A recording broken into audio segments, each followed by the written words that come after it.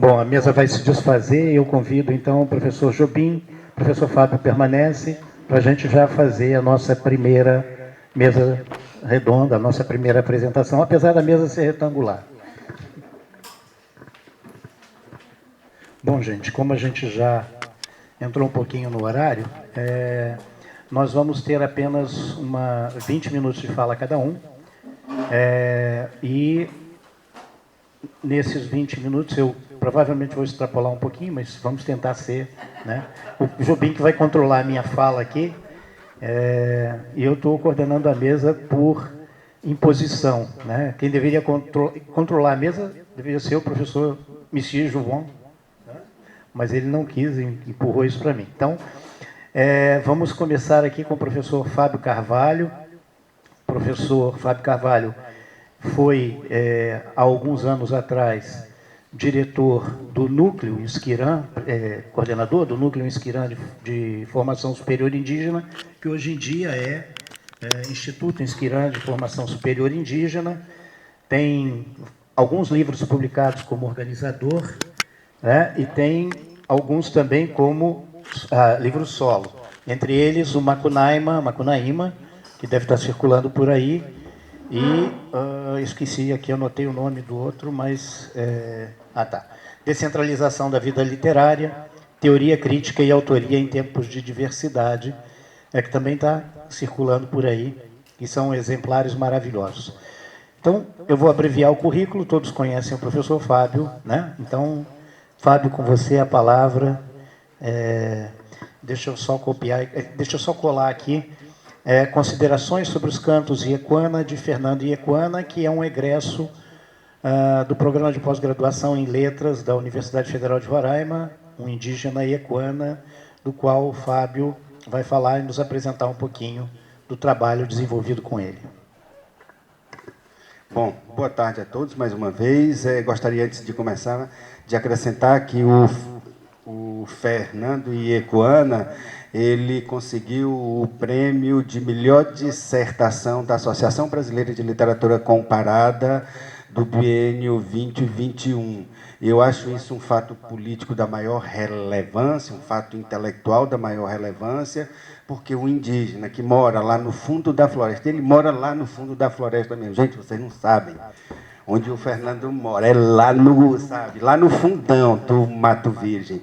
E eu acho que isso de uma importância imensa, que um aluno vindo de um contexto desse, que um estudante vindo de um contexto desse consiga angariar um prêmio tão importante como o da Abralic. Então, é dele que eu faço hoje. Então, vou fazer algumas considerações sobre os cantos Iequana. Bom, à medida que indígenas passaram a ocupar espaços de enunciação que antes não ocupavam, passaram também a produzir um vigoroso movimento de dilatação das tradicionais fronteiras dos discursos literários e acadêmicos.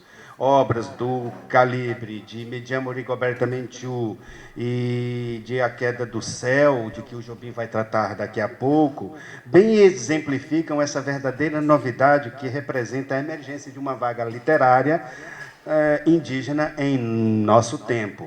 Nesse cenário cultural, textos indígenas passaram a se destacar por razões diversas. Pelo espectro dominante da tópica que desenvolvem, que ajuda a pensar formas de lidar e de proteger a natureza ante a devastação ambiental produzida pelos modos de exploração capitalista, pelas qualidades supostas de veículo de propiciação, de algum tipo de conexão com a dimensão natural da vida, pela virtual capacidade de propiciação de algum tipo de aproximação da alma ancestral do planeta, assim como pela forma de radical denúncia da violência colonial e imperialista contra grupos minoritários e subalternizados. Todos esses temas figuram entre os de maior premência no debate público de nossa época. Demais, a emergência da arte verbal indígena como fenômeno cultural também criou condições para a produção e a circulação de tipos e de gêneros textuais diversificados em relação às noções de autoria e às formas de expressividade linguística e cultural. Por fim, podemos acrescentar ainda que que também propiciou a ocorrência de contínuas e significativas transgressões em relação às tradicionais noções de lógica narrativa, bem como em relação às próprias formas de narrar vigentes nos campos da literatura e da história. Diante disso, talvez se possa afirmar, sem medo de errar, que o processo de emergência e de circulação da arte verbal indígena é brisa fresca a arejar o sistema literário brasileiro contemporâneo. Em texto anterior, já apresentei algumas das principais vertentes da produção literária indígena no cenário cultural brasileiro. Na ocasião, apontei também para a pouca atenção que tem sido dada à produção derivada da atuação de indígenas na esfera das discursividades acadêmicas. A presença de indígenas em cursos de pós-graduação em estudos literários tem propiciado a produção de artefatos de arte verbal muito peculiares. Por isso, aliás, para isso concorre o fato de que textos produzidos por estudantes indígenas no campo dos estudos literários, ainda que assumam inequívoco corte acadêmico, pois afinal são produzidos como teses e dissertações, vêm assumindo formas que provocam rupturas na estrutura lógica da prosa acadêmica que praticam. Neles se articulam elementos típicos dos discursos da prosa acadêmica com outros próprios às formas narrativas de fundo histórico e mítico. O derivativo desse tipo de mistura é uma peculiar configuração fenomenológica dos gêneros literários, que diz respeito às tradicionais fronteiras existentes entre literatura e prosa acadêmica, e entre história e ficção e narrativa de fundo mítico, por exemplo. Esses novos arranjos textuais se organizam a partir de uma concepção mais abrangente da noção de autoria, haja vista que se relacionam com as histórias das comunidades e que, de alguma maneira, integram o individual e o coletivo em um todo no qual a compreensão de um está ligada à compreensão do outro. Também se caracterizam pela linguagem híbrida em que se expressam e ainda pelo bilinguismo, que, as mais das vezes, se não exibem, senão também por apresentarem estruturas que conjugam aspectos próprios da produção intelectual com os da criação artística. São textos cujo estatuto se define em função do espaço limiar que ocupam entre as produções do pensamento analítico e da criação do espírito. A produção derivada da entrada de indígenas nesse espaço privilegiado de desenvolvimento de pesquisas, ou seja, na pós-graduação, se peculiariza pelas formas próprias de existência e de circulação. Assim ocorre porque, ainda que ocupem a condição de pesquisador, essas pessoas enunciam na condição de sujeitos inscritos numa ontologia não ocidental, a qual talvez se possa designar de dissonante. A isso se deve acrescentar que os espaços de produção acadêmica muito valorizam, nos dias de hoje, modos divergentes de ver, sentir, de conhecer, e assim como formas de pensar diferentes daquelas tidas como próprias da tradição ocidental.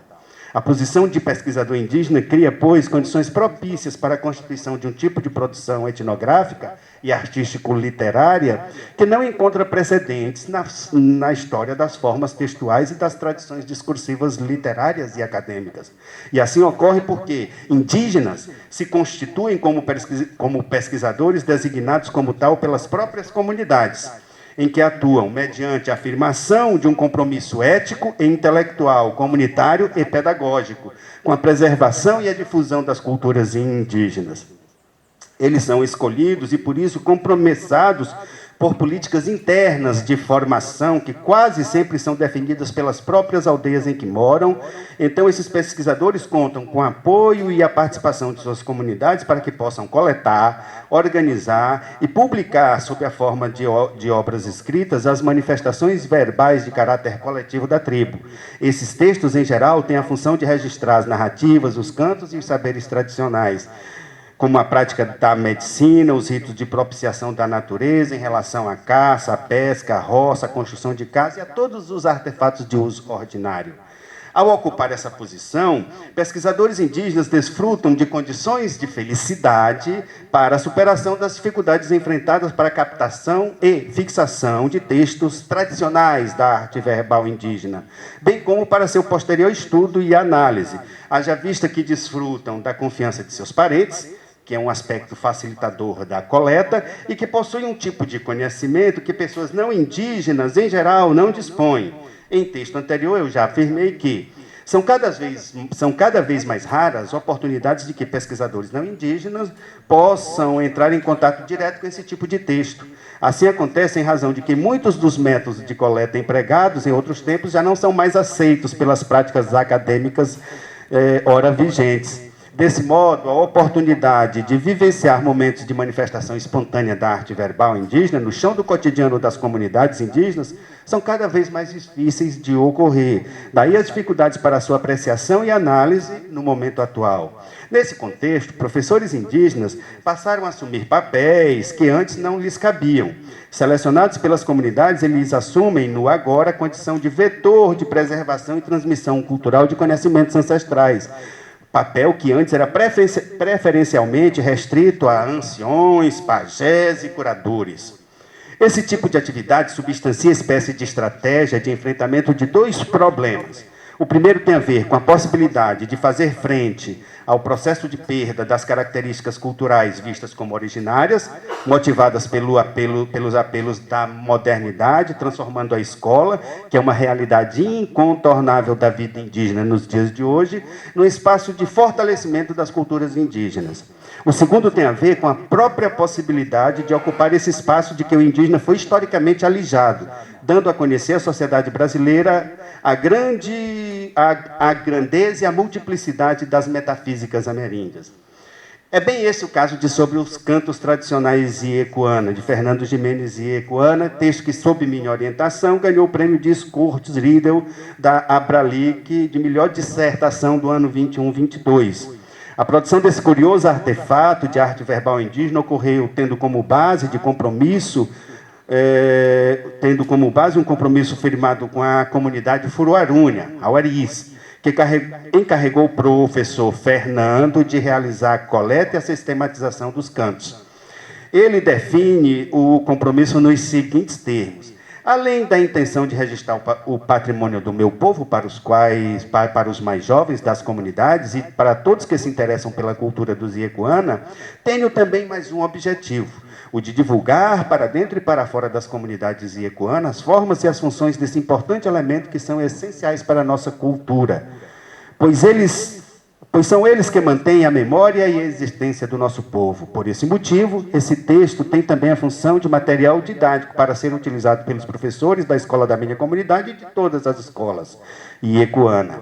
Acho que isso é importante porque depois que a escola foi introduzida nas comunidades e que as crianças passaram a ter os seus dias ocupados com tarefas escolares, eles foram perdendo a oportunidade de aprender os cantos como acontecia antigamente, quando a escola não existia para os iecuana.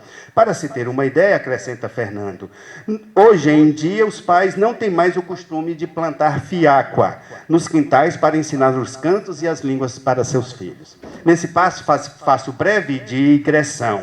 Fiacua é planta mágica usada para ensinar os jovens a memorizar os cantos, as histórias e todas as línguas que se precisa aprender. A dos pássaros, a dos peixes, a dos animais, dos espíritos e das plantas. Antigamente, os Iecuana plantavam fiacua em seus pomares, que eram empregados para garantir a memorização dos cantos e das narrativas de Uatuna. O incrível código de vida Iecuana, que se constitui como canto e narrativa conjugados. Como hoje não se tem mais o costume de se plantar fiacua, cabe à escola e aos professores registrar o conteúdo do patrimônio verbal. Os velhos cantores e historiadores estão desaparecendo. Os mais jovens necessitam do processo escolar para ter acesso a esse tipo de conhecimento que antes era transmitido pelo fluxo das necessidades da vida. Diante da situação, o compromisso estabelecido entre o professor e sua comunidade pode ser resumido talvez da seguinte maneira: representar as relações existentes entre os domínios da docência e aqueles das histórias e dos cantos, discutir como as histórias e cantos tradicionais circulam na comunidade, como são conservados e transmitidos, para que servem, quais os seus significados mágicos, religiosos, culturais, que propagam, qual a importância de traduzir e de organizar os cantos e como transmitir sua aprendizagem na escola. Para tanto, Fernando Iecuana contou não somente com a qualificada tutoria dos maiores especialistas em cantos, rezas e em Uatuna, com destaque para Vicente de Castro e o do Ayana, considerado o maior historiador iecuana vivo, e historiador no sentido de contador de histórias, e para Joaquim Pereira, dentre outros. Tendo como base esse suporte comunitário, Fernando conseguiu produzir uma interessante peça discursiva que resulta da confiança que a comunidade dele depositou para pesquisar e registrar os cantos. Noutra vertente do trabalho, esse processo foi orientado em regime de tutoria por mim, como professor do PPGL, da UFRR, de onde deriva certa dimensão coletiva do texto, também em língua portuguesa.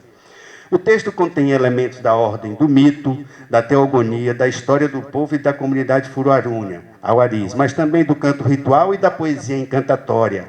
Considerando essa situação, creio que a pergunta sobre como se devemos chamar de mitos as narrativas de origem transmitidas oralmente por comunidades ameríndias, ou se esta seria uma designação que subalternizaria as narrativas, essas narrativas, em relação às narrativas de origens ocidentais e que são consideradas mitos, e que não são consideradas mitos, mas metafísicas ou ontologias, talvez possa ser respondido da seguinte maneira. Primeiramente, acho que temos de reconhecer que esse tipo de texto se manifesta em diferentes dimensões ou ocasiões do cotidiano. Quando da fixação do esteio na construção da cumeira da casa, no ato de tecer a peneira, de construir canoa, por ocasião do encoivaramento e da semeadura das roças, mas também nos grandes eventos da aldeia, por ocasião da ocorrência da menarca, quando a menina ingressa na vida adulta, ou do nascimento de uma criança, cuja placenta precisa ser enterrada de forma correta, a fim de que os vermes não a comam e de que os espíritos não molestem o recém-nascido, para espantar a tristeza por ocasião da morte de um parente, dentre outras tantas situações. É nesse ambiente que a narrativa toca o mito. Mas esse tipo de ocorrência de produção textual também costuma acontecer no ambiente do chão da sala de aula, por exemplo, de escolas indígenas. Isso geralmente ocorre, acrescente-se, mediante a participação direta de determinados anciões que há pouco passaram a ser convidados para falar aos mais jovens no ambiente escolar. É possível supor que nessas situações específicas em que as atividades verbo-artísticas se desloca do fluxo contínuo da vida para o espaço da escola, reste certa dubiedade entre em relação à questão de se trata da ocorrência de ato de fé, do mito, da experiência mítica e coletiva, ou de ato de fruição estética, de pura manifestação literária. Daí infere-se que as funções desses textos são alteradas pelos usos. Professores indígenas cada vez mais ocupam espaços de produção simbólica que antes eram privativos dos especialistas da arte verbal. Passemos então à segunda questão. Como tratar narrativas de cunho autobiográfico, mas também...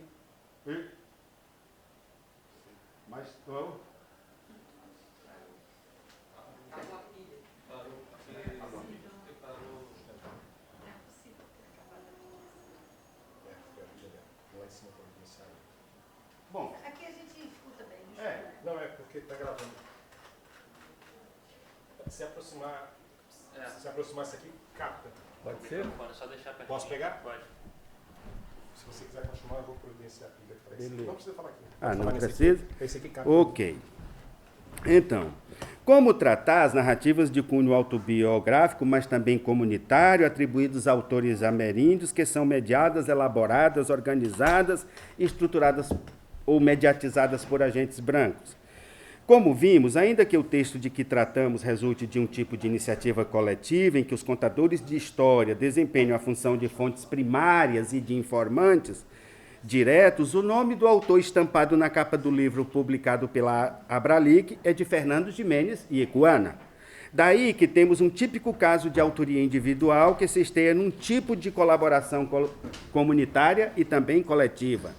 Noutra dimensão, como Fernando Iecuana enfrenta problemas com o domínio da língua portuguesa, o texto resulta de uma escrita colaborativa em que a participação do orientador se manifesta não apenas na estrutura e na linguagem do texto, mas também em certos aspectos do encadeamento da tópica e na tradução dos cantos do Iekuana para o português. Como se pode perceber, são muitos os atravessamentos de ordem acadêmica que montam o complexo tecido textual dos cantos tradicionais Iekuana, de Fernando Iekuana.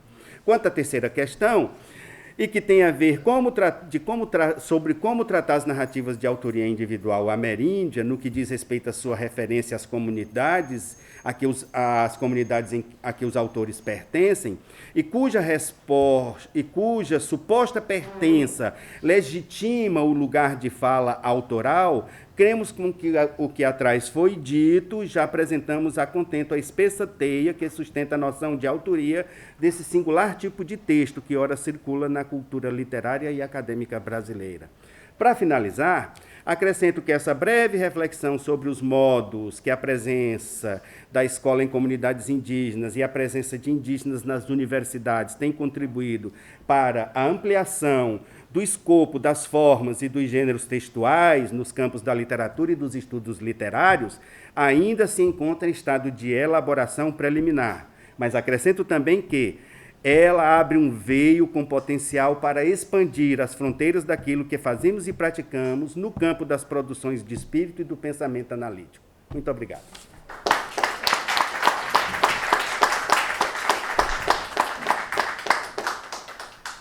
Bom, gente, eu vou então passar a palavra ao professor José Luiz Jobim.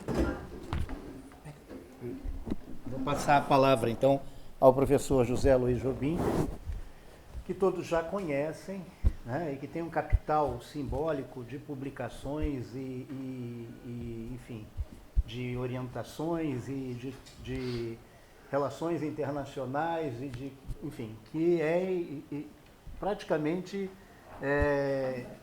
difícil de esgotar num único dia, né? Se eu tivesse que enumerar as coisas que ele já fez aqui, eu ficaria a semana inteira falando. Então, professor, eu vou passar a palavra, sem mais delongas, para a leitura do texto Narrativas Indígenas, Autoria, Ghostwriting e Língua de Fantasma, da autoria do professor Jobim, com o qual nós vamos seguir adiante. Obrigado. Bem, minha gente, quando vocês forem ler o livro, né, que vai ser o resultado desse evento, vocês vão verificar o seguinte, né? Nós, na verdade, tivemos que fazer um certo recorte para diminuir esses textos, para podermos falar em 20 minutos, mas, na verdade, nós combinamos aí de fazer uma coisa em conjunto, né, nós três aqui, e respondendo a 3 perguntas. Na verdade, o único que verbalizou essas perguntas foi o Fábio, né? E certamente vai ser difícil vocês lembrarem quais foram, né? Mas não vai dar nem para ajudar, porque assim, eu peguei só um pedaço do texto, como o Fábio pegou um pedaço do texto dele, mas ele pegou os pedaços do texto, tem as perguntas e respostas, né? Então, Davi Copenaua já chamou os civilizados ocidentais de povo da mercadoria, criticando o modo de considerarem todos os elementos da natureza, árvores, montanhas, peixes, animais, rios, etc., como recursos, ou seja, como potenciais fontes de exploração comercial através do garimpo, dos madeireiros, das mineradoras, etc. A objetificação em mercadoria de entidades que na cosmologia indígena deveriam ser consideradas como tendo uma pessoalidade e um ponto de vista autônomos seria inaceitável para Copenaua. A questão do que chamamos de natureza, então, poderia ser resumida da seguinte maneira: enquanto os brancos veem tudo como possíveis objetos a serem vendidos e comprados, os ameríndios consideram rios, pedras, animais como seres com capacidades e poderes específicos, seres que têm uma relação com esses povos originários, razão pela qual não poderiam virar mercadoria.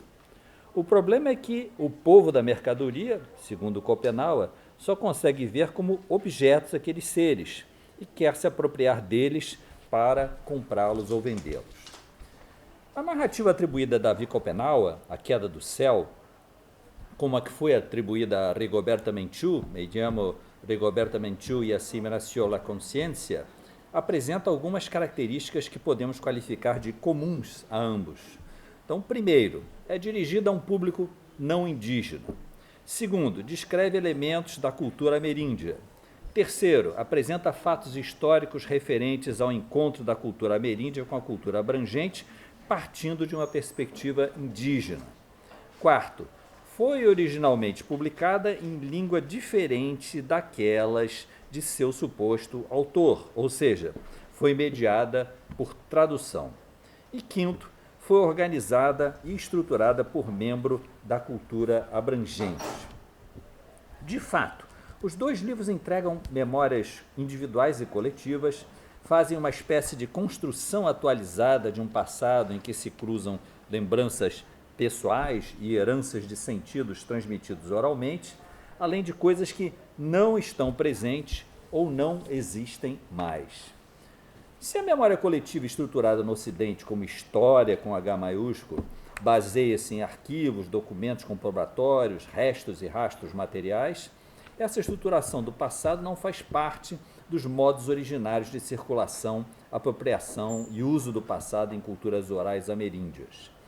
E é bom lembrar que, em geral, o que foi selecionado para constar do arquivo histórico ocidental basicamente exclui a memória ameríndia.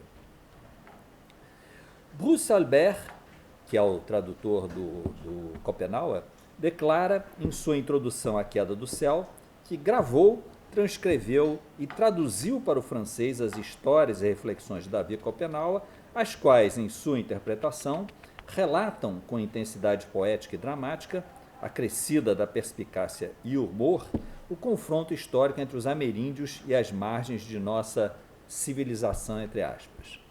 Albert descreve sua experiência entre os Yanomami como uma aventura pessoal de vida inteira e se autodefine como um observador engajado, fazendo a ressalva de que não se considera que esse engajamento seja incompatível com a análise antropológica, sem maiores explicações sobre como isso se daria, apesar de ele afirmar que está ligado a Copenau por uma longa história de amizade e lutas compartilhadas. Em relação à sua capacidade de traduzir, ele alega que, em sua convivência, adquiriu um conhecimento aceitável da língua Yanomami falada na região em que Copenau nasceu e vive.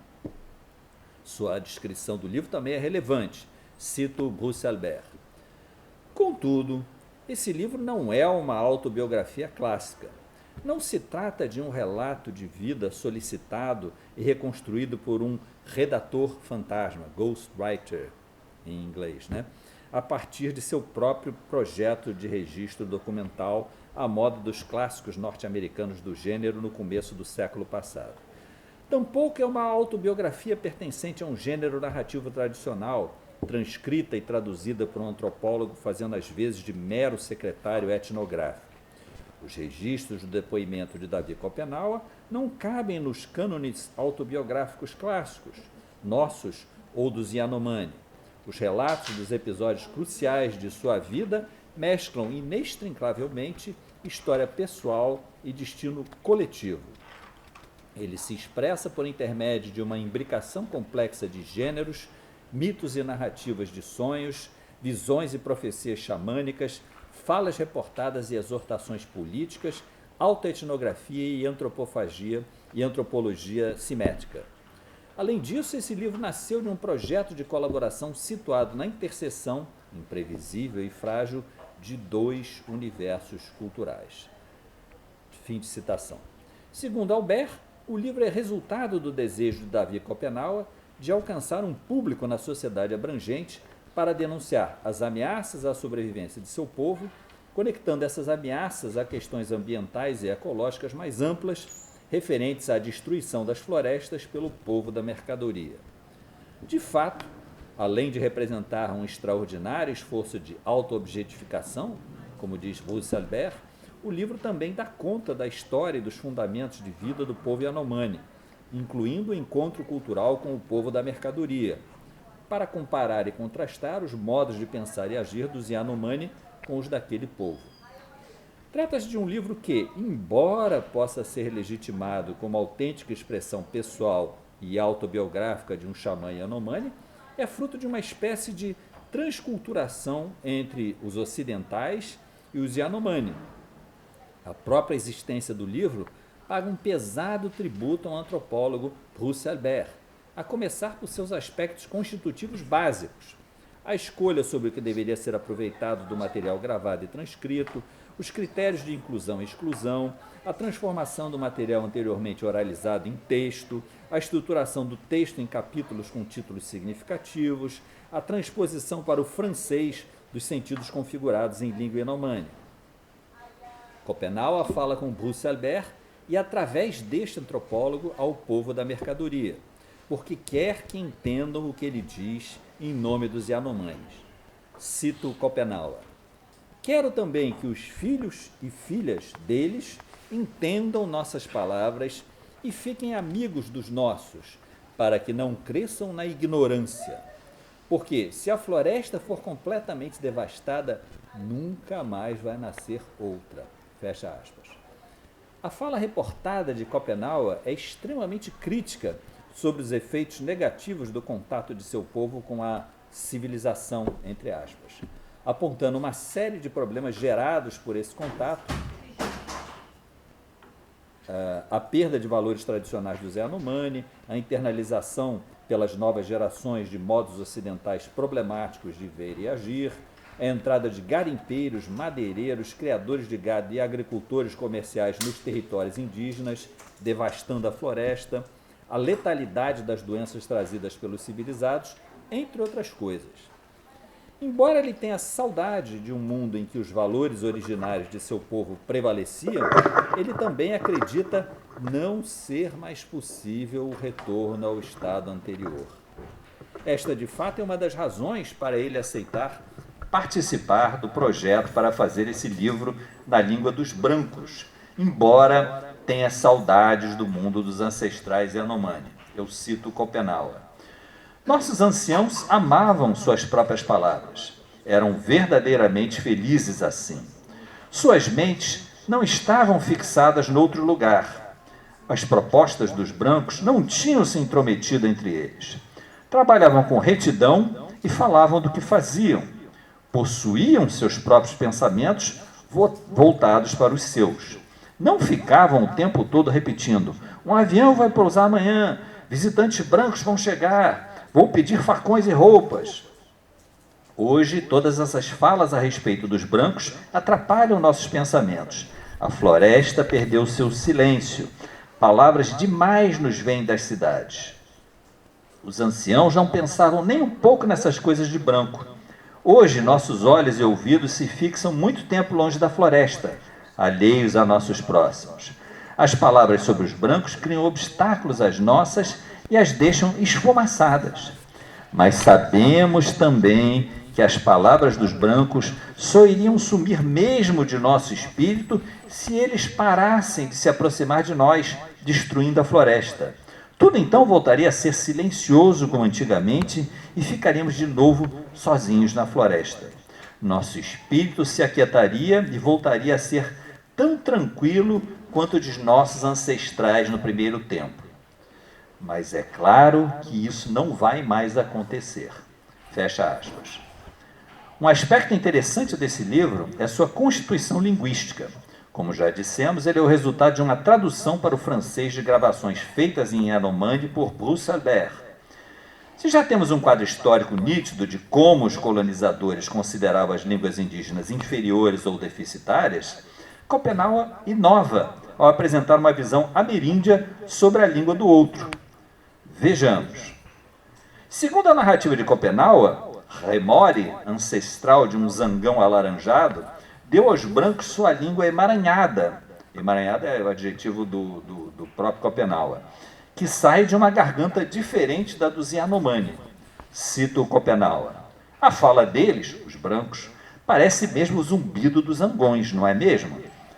Remore colocou neles uma garganta diferente da nossa.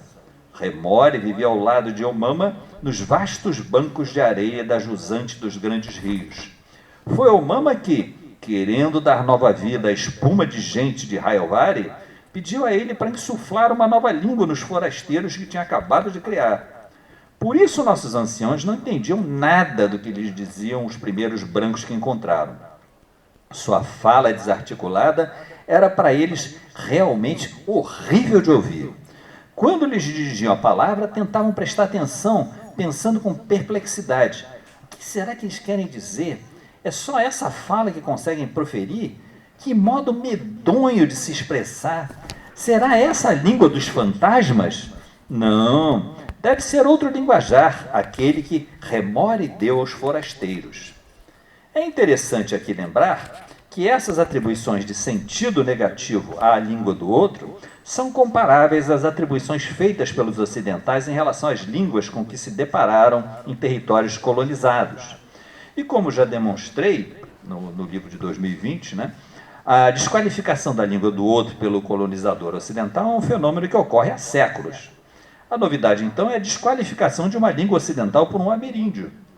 Segundo Schopenhauer, os Yanomamis inicialmente não entendiam a língua do outro, mas tentaram imitá-la sem sucesso. Cito Schopenhauer: por mais que tentassem imitar os brancos, nunca chegavam a nada que fosse compreensível. Só conseguiam pronunciar palavras feias e tortas. Nossas palavras de habitantes da floresta são bem diferentes. São aquelas que nos ensinou o Mama, e os brancos tampouco nos podem entender. Fim de citação. É interessante assinalar aqui que a narrativa de Schopenhauer, explicando as diferenças entre as línguas, caminha na direção oposta à da Torre de Babel. Como se sabe, a narrativa bíblica da Torre de Babel elabora uma explicação para o fato de os seres humanos falarem línguas diferentes. Os homens, logo após o dilúvio, teriam falado uma língua única e migrado para o leste, até chegarem a um local onde decidiram construir uma cidade e uma torre alta que alcançasse o céu. Deus, então, teria confundido sua fala para que não pudessem mais se entender entre si. Na versão Yanomami, as entidades Omama e Remore decidiram que as diferentes pessoas criadas por elas não deveriam falar a mesma língua. Cito: acharam que o uso de uma só língua provocaria conflitos constantes entre eles, pois as más palavras de uns poderiam ser ouvidas sem dificuldades por todos os demais. Por isso, deram outros modos de falar aos estrangeiros e depois os separaram em terras diferentes. Então, ao fazerem surgir neles todas essas línguas, disseram-lhes: vocês não entenderão as palavras dos outros, compreenderão apenas as suas e assim só irão brigar entre si. O mesmo acontecerá com eles. Fim de citação. Na comparação entre a versão bíblica da Torre de Babel e a de Remore ou Mama, talvez possamos dizer que a bíblica tem um certo caráter de punição, porque Deus torna impossível uma intercompreensão que se basearia no uso de uma língua única, enquanto a ameríndia tem um caráter de proteção ou de contenção de possíveis conflitos que surgiriam se todos falassem a mesma língua e pudessem entender as agressões verbais mútuas. E a não compreensão da língua dos brancos teria um outro efeito. Os xamãs do passado não podiam entender o que diziam os espíritos que falavam aquela língua, e assim não podiam transmitir à sua tribo o sentido do que ouviam em seus transes xamânicos. Como Schopenhauer aprendeu a língua dos brancos, ele pode fazer isso. Além das questões comuns entre o projeto do livro de Schopenhauer Albert e o do livro de Menchú Burgos, Elizabeth Burgos, a tradutora de Rigoberta Menchú, que já apontamos no início, podemos dizer que, se o segundo livro também é dirigido a um público não indígena e descreve elementos da cultura ameríndia, ele é menos arraigado numa suposta originariedade do que o de Schopenhauer Albert. Enquanto de Schopenhauer Albert foi estruturado a partir de transcrições de gravações feitas em língua Yanomami ao longo de muitos anos por um mediador branco, com longa convivência com o autor indígena e seu povo, e depois traduzido para o francês, o segundo, não. Elizabeth Burgos declarou que seu encontro com a autora indígena, Rigoberta Menchú, ocorreu apenas em princípio de janeiro de 1982, quando Menchú se hospedou na casa dela em Paris para fazer a gravação do material que gerou o livro. Como vimos antes, a proximidade de Albert com Schopenhauer foi derivada de uma parceria de muitos anos, permitindo um conhecimento mais extensivo e intensivo do contexto Yanomami, mas Burgos se baseou apenas no curto período no qual conviveu com Menchú. Enquanto Albert se autoqualifica como antropólogo engajado nas questões yanomamis, Burgos se qualifica como etnóloga e busca justificar seu desconhecimento sobre o contexto histórico-cultural de Menchu com uma suposta vantagem para a elaboração do livro. Cito Burgos. Mas, antes de tudo, devo alertar o leitor, embora tenha formação de etnóloga, nunca estudei a cultura maia quiché e nunca trabalhei em campo na Guatemala. Essa falta de conhecimento da cultura de Rigoberta, que a princípio me parecia uma deficiência, logo se revelou muito positiva. Eu tive de adotar a posição do aluno. Rigoberta compreendeu imediatamente. É por isso que o relato das cerimônias e rituais é tão detalhado. Da mesma forma, se tivéssemos nos encontrado em sua casa em El Quiché, a descrição da paisagem não teria sido tão realista. Fecha aspas.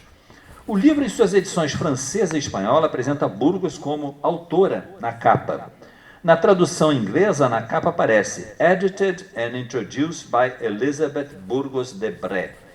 Em seu prólogo à primeira edição, Burgos explicita claramente o seu papel de organizadora do material fornecido por Menchu, a começar pela passagem do oral para o escrito, atribuindo assim um papel ao mesmo tempo de duplo da indígena e de instrumento para a transposição da oralidade para a escrita. Se Bruce Albert teve de transcrever as fitas em Yanomami antes de traduzi-las para o francês, Burgos gravou os relatos de Menchu já em espanhol, o que facilitou sua tarefa, eliminando a etapa da tradução, mas também trouxe outros problemas, como a proficiência ou não de Rigoberta Menchu nesse idioma.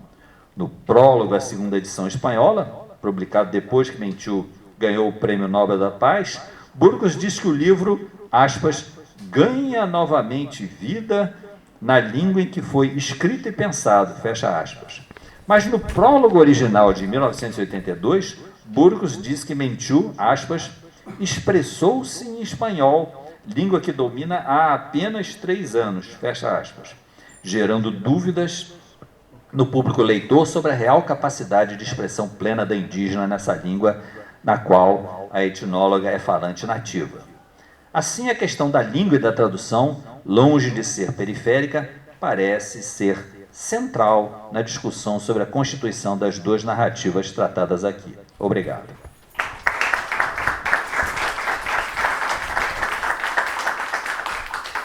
Quando eu digo que a minha admiração por esse homem é enorme e só cresce, ninguém acredita. 19 minutos e 44 segundos cravados. Ele não chegou a estourar os 20 minutos. O que é... Jobim, você controla meu tempo, por favor? Sim, senhor. Bom, gente, eu vou conversar com vocês sobre, como o Jobim falou, um texto que a gente está tramando em conjunto, né, e que está trabalhando essas questões indígenas, da literatura ameríndia, enfim. Notas sobre Il Retorno a la Maloca, testemunho de um índio macuxi no contexto ameríndio, que é este livrinho aqui que foi impresso, captado, colhido em italiano por um padre da missão Consolata em 1973, né? E que nós aqui no Brasil não conhecíamos e que eu tive uma dificuldade imensa de adquirir na Itália. Enfim, boa tarde a todos e todas, né? Eu queria agradecer imensamente, além da CAPES, enfim, aos colegas que estão na mesa e que organizaram o evento, André, Silvio, enfim, e aos demais.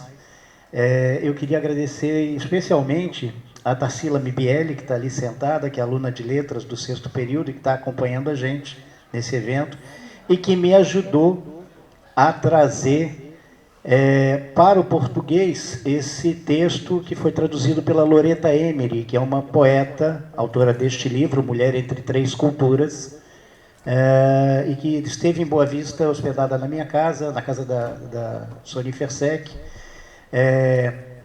e que me apresentou esse exemplar, né? Ela não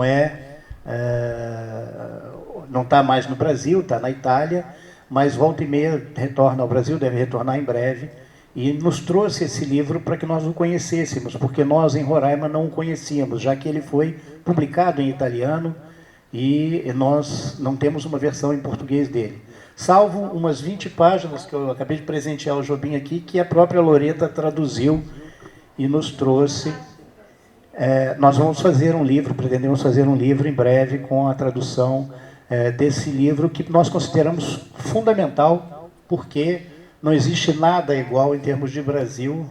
Nós conhecemos o livro da Rigoberta Menchú, que ganhou prêmios e etc., mas no Brasil não tínhamos nada tão... temos o Davi Copial, enfim, mas não tínhamos nada tão roraimense, digamos assim, né? Quanto o livro Macuxi, do Gabriel Viriato Raposo. Então, agradecer a Tarsila, ao namorado dela, o Hugo, e a minha outra filha, Sofia, pela ajuda na transcrição, que isso estava em fotografia e a gente não conseguia trazer para o texto. E aí eles fizeram esse favor de ler e gravar para mim. Bom, a ideia da concepção desse trabalho surgiu ainda um pouco antes de termos vencido o edital da CAPES para esse PROCAD.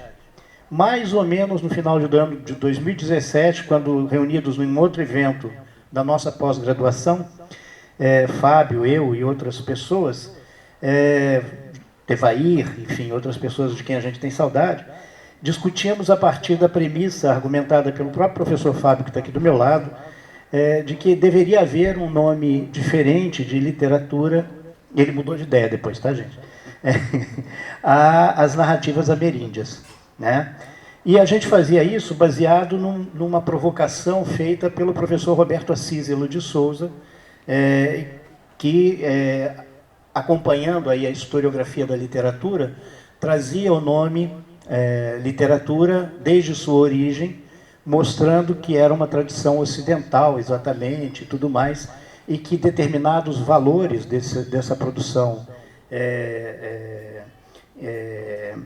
de artes verbais talvez não coubessem nesse nome, né? Então era uma provocação, uma pergunta que ele nos fazia no evento e que a gente acabou dando tratos à bola e tentando discutir essa questão para chegar a uma coisa sem tentar ofender, sem tentar polemizar ninguém. Na verdade, era uma discussão que nós trazíamos naquela época, né? Então,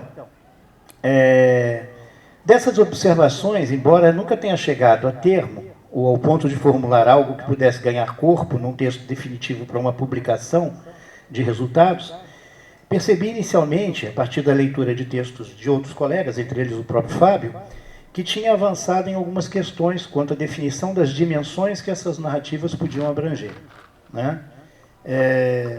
Partindo da premissa de que a oralidade, quando não fixada na escrita, não configurava texto escrito, busquei entender em que formas e suportes, além da oral, as narrativas se manifestavam, pensando a cestaria, a cerâmica e outros adereços simbólicos, né, a arara, por exemplo, aos quais a história e os fatos comunitários estavam, de algum modo, simbolicamente associados ou, de alguma forma, grafados, marcados, pintados, etc.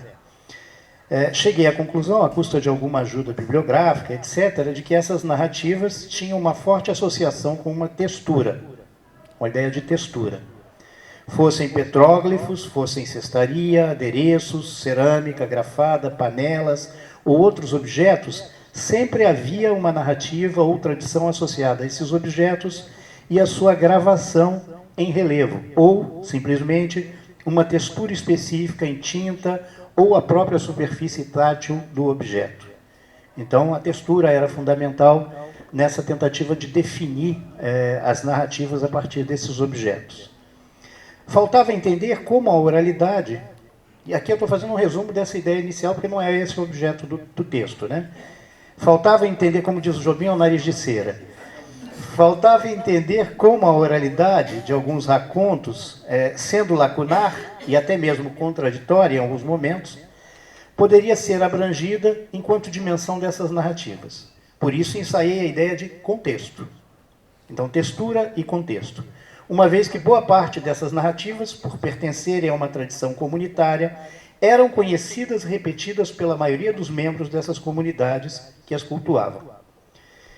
Por poderem ser narrativas de autoria coletiva, a explicação para que não houvesse estranhamento do público ouvinte com o excesso de lacunas e contradições só poderia estar no contexto comunitário, no conhecimento prévio, na construção coletiva da própria narrativa e, portanto, de sua própria textualidade em si. O fato de um indígena, por exemplo, poder conversar com uma pedra e isso ser tratado até com certa naturalidade pelo seu grupo, devia mais ao contexto das tradições comunitárias, ao perspectivismo existente naquela etnia e comunidade específica. E aqui a gente quer dizer o seguinte, que não há uma unidade para todas as comunidades, né, obviamente, atribuída a todo e qualquer indígena, ou seja, não existe uma unidade. Também a disputa pelo poder entre processos ideológicos rivais no cotidiano é outra das questões que podia ser aferida em algumas dessas narrativas, como contradição discursiva, principalmente quando pautadas por ideologias maniqueístas. Tinha aí duas explicações dimensionais para esse tipo de narrativa, a partir da forma como poderiam ser compreendidas ou mesmo, entre aspas, lidas, ou recebidas pelos membros de suas comunidades específicas, fosse pela textura, na qual tivessem sido expressas e pudessem ser lidas, reconhecidas, fosse pelo contexto sócio-histórico em que as contivesse, ou seja, o saber comunitário, e no qual estivessem inseridos os membros da comunidade receptora. Essas narrativas podiam ser entendidas e explicadas e continuadas pelos que as produziam e cultuavam. Faltava apenas inserir os textos mais recentes, de autoria indígena, pós-contato com comunidades não indígenas e com a escola. Esses eram propriamente textos escritos. Portanto, a tríade textura, contexto e texto, né, continha e conformava essas manifestações do ponto de vista da sua recepção e de seus respectivos suportes. Deles, um pouco arrogantemente, né,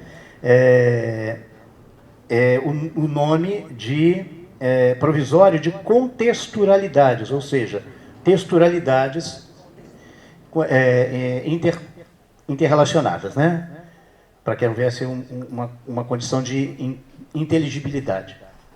Da relação entre esses elementos, dimensões da expressão narrativa indígena, nasceu o termo intertexturalidades, que, de certa forma, definia o caráter dessas relações e, portanto, de alguns dos elementos de base da chamada literatura indígena. É claro que, para o trabalho escrito, tudo isso estará muito melhor explicado, porque aqui em 20 minutos não dá para fazer isso. Então, embora há algum tempo estivesse fascinado com essas possibilidades de destrinchar as narrativas e compreendê-las, esse não foi o destino, não foi o que o destino quis que fosse o meu objeto único de discussão aqui no evento. Determinadas coisas, objetos de pesquisa, sujeitos, nos fascinam e deixam marcas que, mesmo que não consigamos resolver totalmente, do ponto de vista teórico, se configuram como um processo que permanece na nossa consciência até que, de um jeito ou do outro, venham à tona.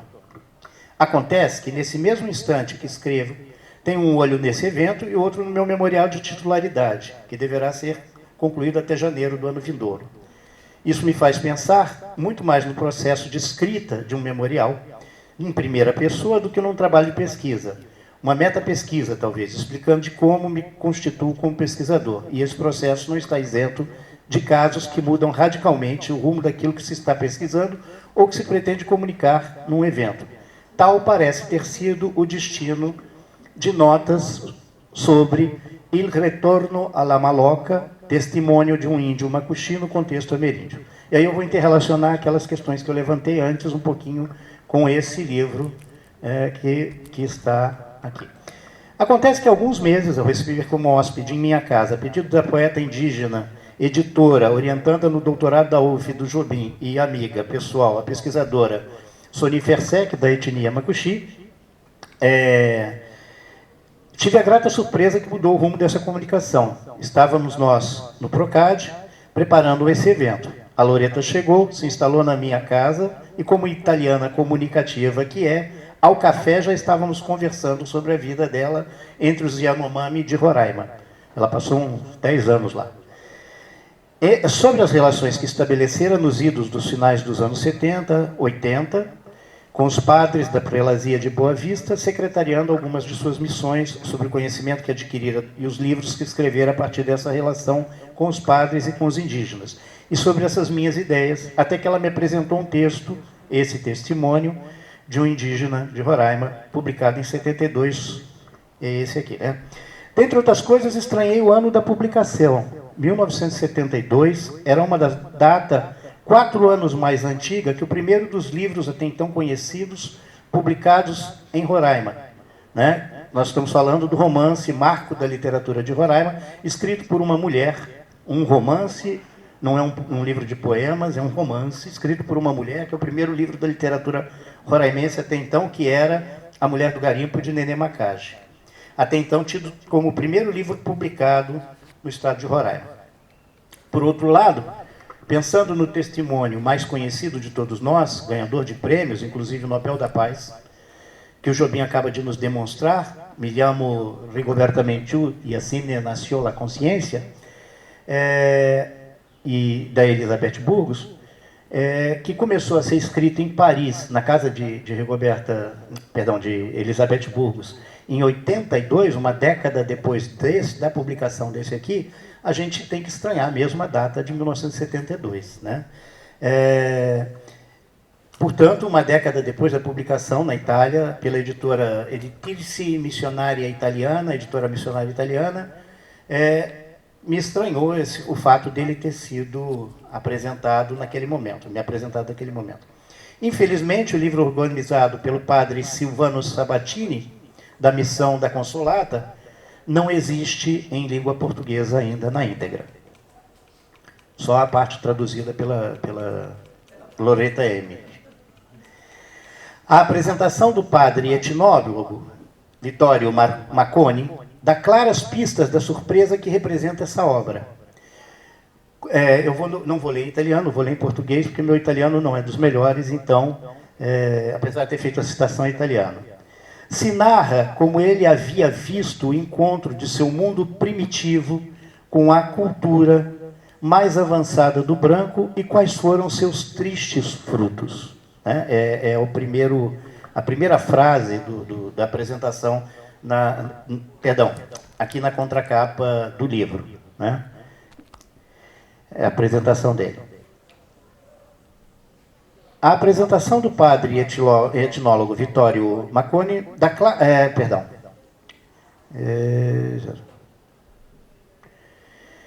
a ideia de que essa seria mais uma das habituais histórias de missionários sobre o seu trabalho, de certo modo, traz à boca de cena um costumeiro desprezo dessas narrativas missionárias pela voz dos indígenas, sendo aqui e ali permitido um esporádico aceno à cultura desses, a modos de afirmação das dificuldades encontradas no seu trabalho. E aí eu faço a citação que o padre que apresenta o texto faz.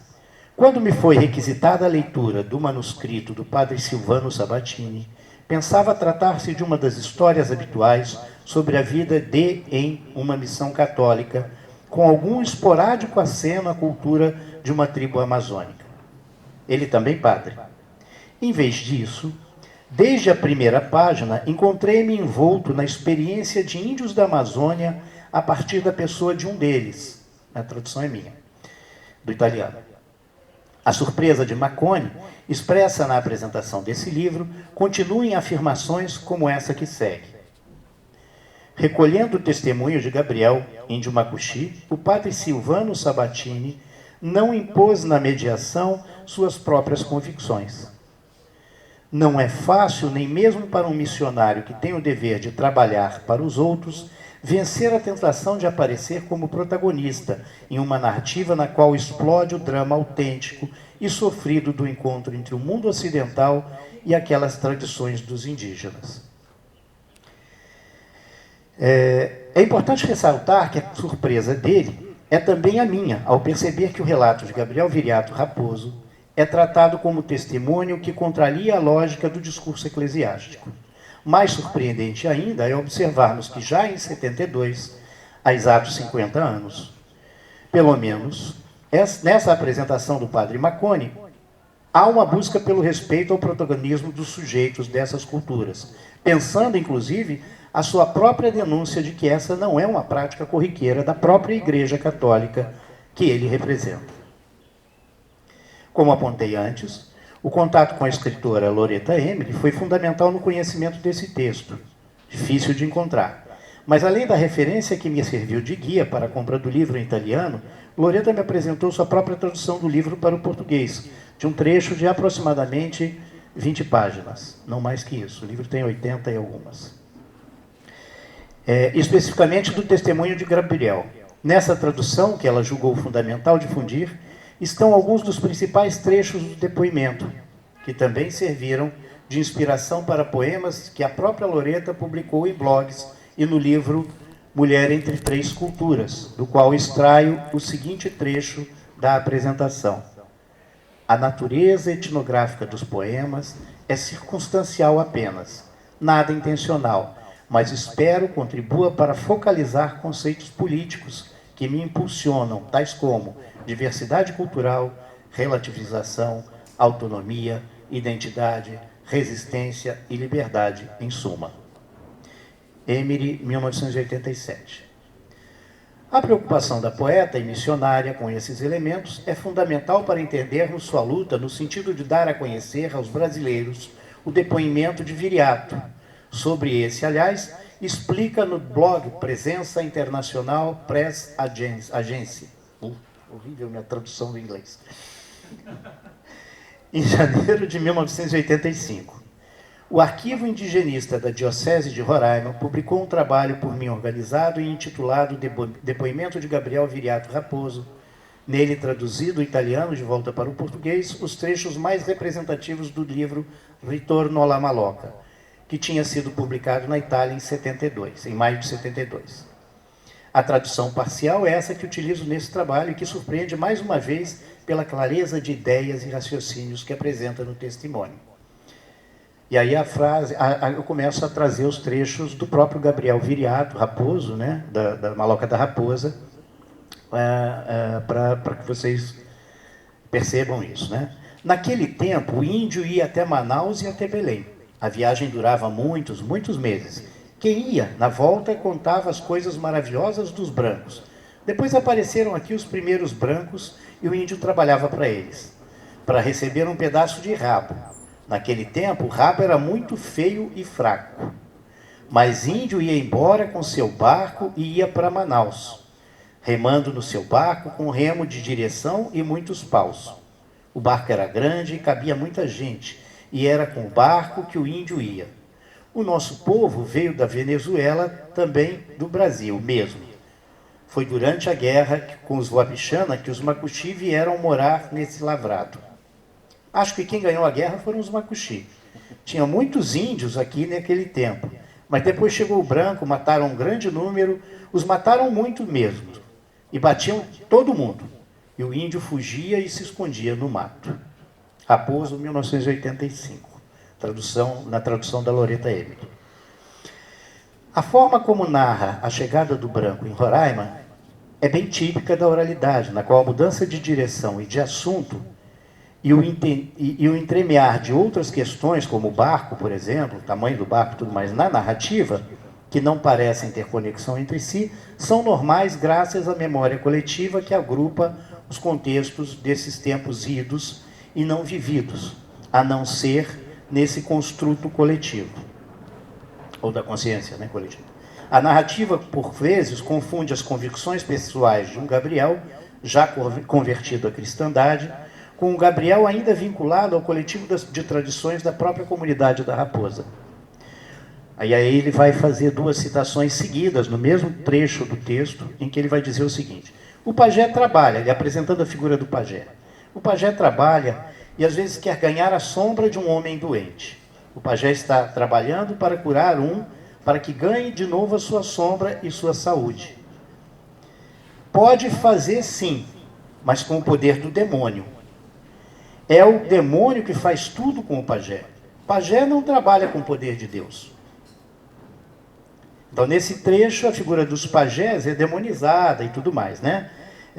Seguindo os preceitos da cristandade. Mas num trecho logo a seguir, vemos, aí aspas novamente, Quando o pajé acha o espírito do doente, o traz de volta, esse recupera a saúde.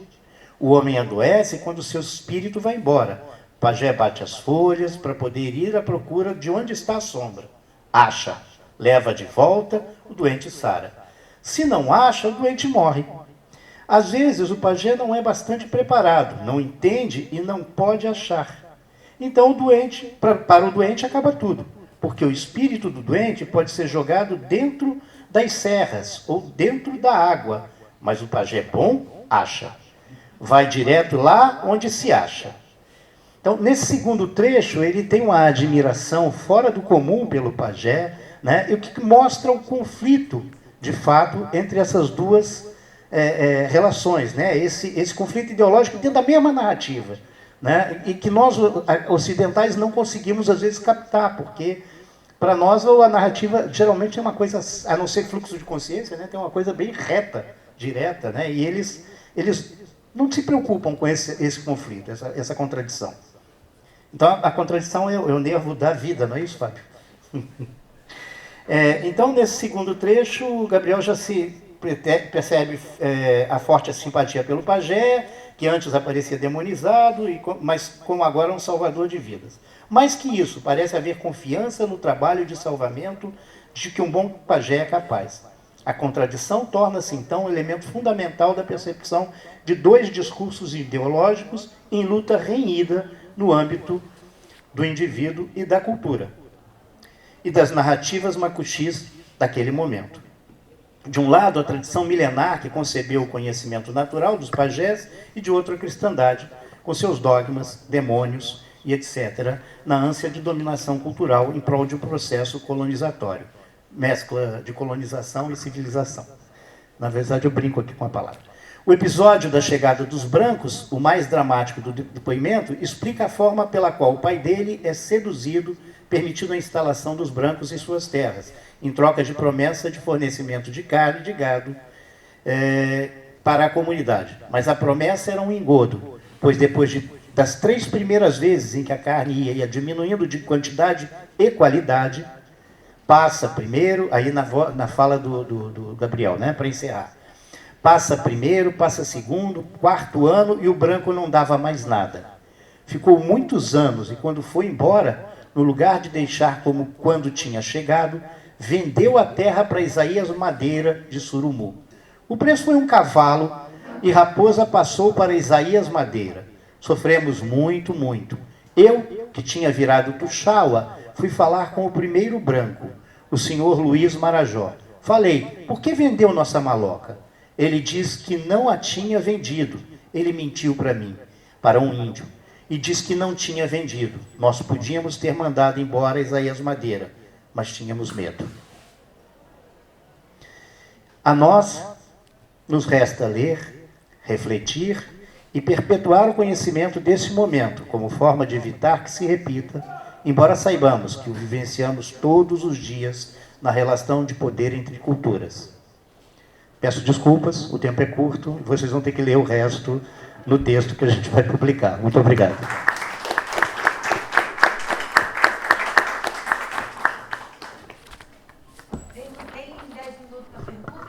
Tem 10 minutos para pergunta. Claro, por favor. Parabéns pela mesa, eu adoro escutar esses amigos sempre. Não faz... tem que gravar. É uma novidade a gente gravar, né, Jobi? A gente sempre falou aqui no Gogó. É sempre um prazer, né? E não faz pouco mais de um mês que eu escutei vocês dois e sempre me encanta. Assim, a fala do Fábio é absolutamente tão encantada quanto aquela planta que eu devia tomar para a memória, que eu já não me lembro o nome dela. Não, é encantador. Na verdade, não é muito uma pergunta, é porque... diferente do texto do Jobim, que estava lindo também, eu até acho que eu vou mudar o meu texto, acho que eu vou falar sobre Rigoberta Menchú, que eu tenho um monte de coisa sobre Rigoberta Menchú. Fiquei com vontade, ela foi tão citada, né? Mas o que me encanta quando eu escuto, desde que eu comecei a Roraima, sei lá, 20 anos atrás, 15 anos atrás, não me lembro, é o que, de novo, que algum dos dois aí falou, nessa coisa, é um tipo de narrativa que acho que foi o Fábio, né? Que junta mito, que junta história, que junta narrativa pessoal, que junta narrativas míticas, coletivas, enfim, e que a gente ainda conhece muito pouco. Acho que se a gente não conhecesse vocês, e que depois nos tivesse rodado esse Procad, né, Jobim? A gente foi apresentado a um todo mundo novo desse tipo de textualidade. Então, é sempre encantador escutar vocês. E o Mibiel, ele tem um dom de achar texto que ninguém conhece. Uma das últimas vezes que eu escutei ele falando era também um testemunho de uma prostituta venezuelana. Você me viu? A planta não tomei não, mas já alguma. Eu me lembro disso, porque como eu trabalho muitos anos com testemunho, quando aparecem esses testemunhos assim, absolutamente novos, o que vocês estão rindo? Não pode gravar. Eu até imagino. Não pode gravar? Eu falei... Não. O que eles estão rindo. Ah, não pode gravar. Então tá bom. Estão rindo. Enfim, amigo serve para essas coisas, né? Para divertir também. Mas a conversa é séria. Essa mesa foi absolutamente encantadora. O único, para vocês terem ideia, uma velha professora de literatura só conhecia o Copenau e a Rigoberta.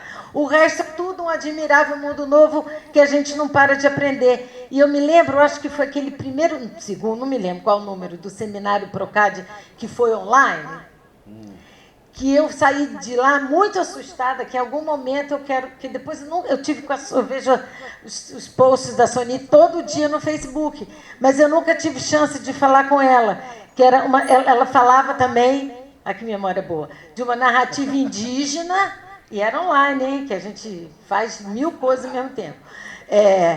Era de uma narrativa indígena que estava totalmente transpassada por questões de religiosidade não indígena, ocidental. Não sei se você se lembra desse texto que você falou, como que esse tipo de religiosidade estava mudando os costumes. Mas, enfim, quem pergunta não faz palestra, só pergunta. Bom, gente, alguém gostaria de fazer alguma fala, pergunta? Alguém tem alguma dúvida? Sheila e Verônica. André, por favor. Secretário. Esse não é um secretário de luxo, esse é super luxo. Boa tarde. Acho que a Lívia já falou do encanto da mesa e como tem alguns interesses também particulares, né, nessas discussões, é uma pergunta mesmo, e aí é para os três, porque os três trataram dessa mesma sequência, e aí a curiosidade do texto, para a leitura do texto já está aguçada, e o Fábio usou a expressão atravessamento acadêmico. E aí eu queria, pelo menos, que eu falasse mais um pouquinho sobre isso, professor Jobim, Fábio, Mibiel, justamente como pensar esse processo de autoria com esses atravessamentos acadêmicos.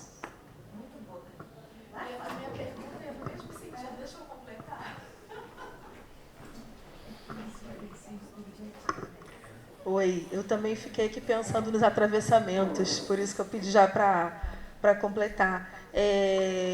Fábio, além da planta, que eu quero também, estou precisando. Você precisa, né? Libera a planta. Eu queria saber como que vocês pensam esses atravessamentos. O Fábio falou disso diretamente, né, mas para os três também. Como que vocês pensam esses atravessamentos no momento que nós, como orientadores, né, muitas vezes nesses trabalhos com os indígenas, a gente acaba produzindo a 4 mãos também, né, esses trabalhos, e falhou de novo. Oi. E em que medida, né, quando a gente está trabalhando com esses orientandos indígenas, né, no caso do Fábio, que eu estou falando isso porque eu estou como orientando indígena agora e tudo isso passa, né, pela minha questão de orientação, em que medida a gente fica numa posição de não querer ser, né, aquele que quer, de alguma forma, deixa eu ver como eu me expresso aqui, quer, de alguma forma, fazer o atravessamento. Exatamente. Eu tenho estado nesse conflito, sabe? Então... por isso que isso me incomodou, assim, me fez aqui refletir, tá bem? Era isso.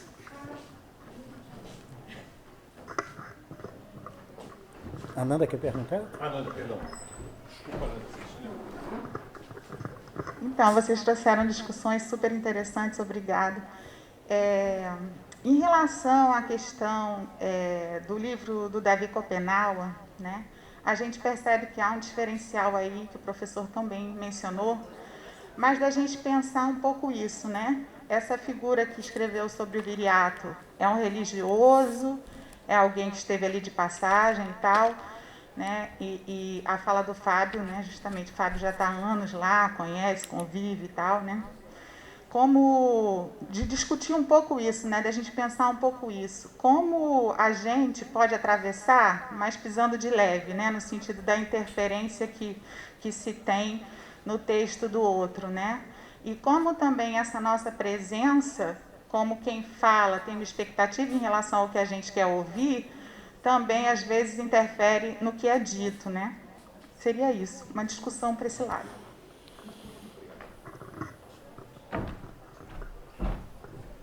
Primeiro a falar, primeiro responder. Bom, eu acho que essa questão é muito bacana, ela é muito pertinente, porque eu trabalho com formação de professores indígenas desde 2003.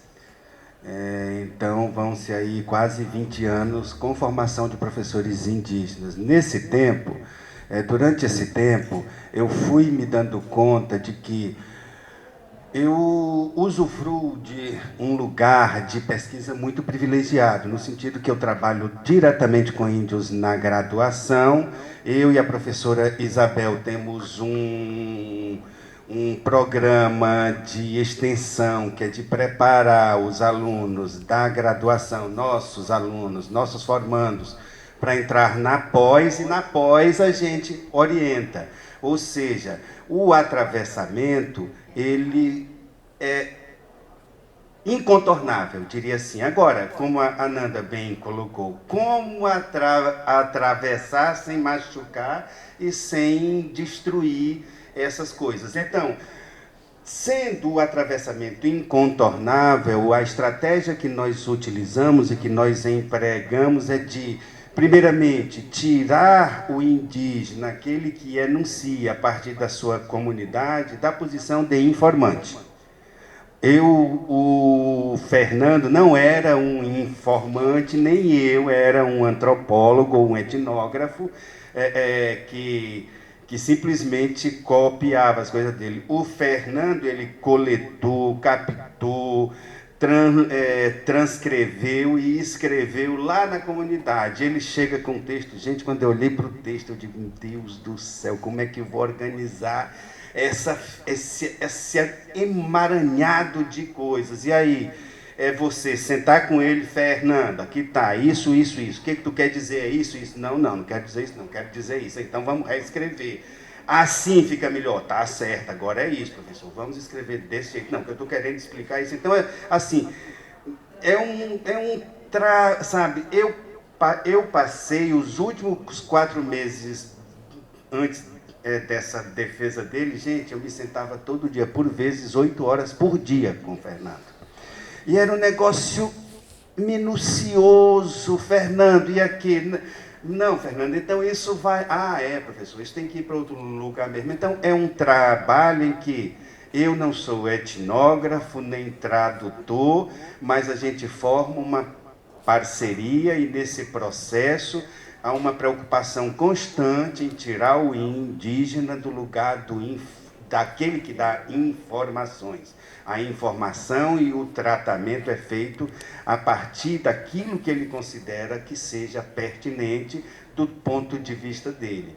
Tanto que, por exemplo, a gente teve na qualificação do Fernando, o texto do Fernando tem uma coisa muito louca. Ele começa falando da criação do mundo, de como o Anad foi criando o mundo, e essa história engata com a criação da comunidade dele, Furuaruni. E é a mesma história lá na qualificação houve a questão, mas Fernando, uma história é mito, outra é história. Ele disse, não, é tudo a mesma coisa, isso aí é o fluxo contínuo. Vamos tirar? Eu digo, não, Fernando, se tu acha que é importante, mantém do jeito que está, porque essa é a lógica com que tu lida. Então eu acho que esse tipo de coisa a gente tem que ir respeitando e dando o lugar lugar de fala é dele, dando um suporte, porque eles também fazem muita questão de que o texto seja em bom português também, no sentido de que possa ser lido pela comunidade, tanto para ensinar sua própria língua, sua própria cultura, mas também para ensinar português para a comunidade e fora da comunidade. Então, é língua do colonizador. Exato. Então a questão, assim, ela é muito complicada, eu diria que é um problema incontornável, e a Ananda, eu acho que usou uma expressão muito adequada, no sentido de que o atravessamento, a partir do momento em que ele chega na universidade, vai fazer um monte de disciplina, participar de uma série de eventos, e que fala numa língua, e que tem que se expressar numa língua, em determinadas ocasiões e espaços, que não é a língua originária dele, todas essas coisas a gente não tem como desmontar e pegar o indígena na sua pureza, no etéreo. Então esses atravessamentos fazem falta. Agora eu acho que a gente tem que explicitá-los, dizer onde eles se manifestam e, mais do que isso, tentar fazer com que o sopro de vida, o sopro de voz, seja aquela, a dicção seja dele, né? E é isso, gente. Mas é um negócio complicado e é fazendo e pisando em ovo aqui, quebrando um aqui, outro acolá, que a gente faz um omelete. Mas a autoria é dele, né? A autoria é dele. Na verdade, o meu papel é de orientador, né? Tradutor. E de apoio da tradução. Não vou nem me dizer tradutor, porque é muita arrogância, né? Ah, sim? Bom. Eu particularmente, eu acho que a gente padece de um mal hoje, e eu vou comprar briga com muita gente, mas eu também não me importo muito de comprar briga, não. De um purismo que eu considero bobo, né, na academia, de achar que, porque a gente não pode interferir, a gente não pode... Não, gente, eu acho que se a gente não tivesse, de alguma forma, fixado determinados textos anteriormente, que hoje são condenados, cancelados é o nome, né? Isso teria se perdido. Então, eu particularmente acho que determinados purismos, eles são nocivos, porque teriam se perdido, inclusive, para as próprias comunidades indígenas, de onde eles têm origem. Então, acho que o atravessamento, ele é um mal que tem dois gumes, né? Ele tanto pode ser bom quanto pode ser ruim, depende. E aí eu concordo com a Ananda, depende da forma como isso se faz, né? Como isso se realiza. Então eu acho que não dá para a gente ficar preocupado em não fazer, porque o não fazer, o imobilismo acaba com qualquer coisa, né? Então acho que a gente tem que fazer alguma coisa e tem que fazer bem feito. E aí é que é o problema, né? A dificuldade está exatamente no que é o bem feito, né? Mas ele é necessário, o atravessamento ele é necessário, porque, assim, pelos exemplos que eu tive ao longo do tempo, e foi muito curto, em que eu participei lá de um ou outro curso que o Fábio me convidou no Esquirã, e de que eu orientei acho que 3 TCCs ou 4 TCCs, o que eu pude perceber é que a escrita deles tem origem num pensamento que é multidimensional. O pensamento deles não é como o nosso, né, principalmente aqueles que estão mais dentro da comunidade, não é como o nosso, que é um pensamento que tem uma certa linearidade, ou se obriga a ter uma certa linearidade. Pelo contrário, eles vão trazendo tudo ao mesmo tempo, e aquilo tudo tem que caber num texto que não comporta isso. E aí o texto vira, como o Fábio falou, como é que foi a expressão que você usou? Uma dificuldade para ler, né? Aquele conjunto de coisas explosivo, gente. É uma coisa, ao mesmo tempo, desesperadora e maravilhosa, né? Porque a gente acabou se tornando cartesiano. Porque é uma coisa que comporta muitas coisas ao mesmo tempo, tudo junto, tudo misturado, e aí a gente acha que não tem sentido. Tem sentido, né? Se ele for ler para você, ele vai achar o sentido na hora e vai te dizer o que ele quer dizer, né? Mas você não consegue entender aquele sentido. Então, essa coisa dessa transdimensionalidade que o texto tem na sua origem, ela para nós é absurda, porque entra tudo ali, de uma vez só. Ou tenta, né? Que a escrita não comporta isso, né? Então, para pensar isso, eu acho que esse atravessamento ele tem que ser feito dentro dos limites da interculturalidade, ou seja, da possibilidade dessa relação intercultural, né? que a gente vê como dificultosa, como inclusive entre línguas ocidentais, né? Tem coisas que são intraduzíveis, não tem como, né? Então, acho que também um problema de tradução, também um problema de relação.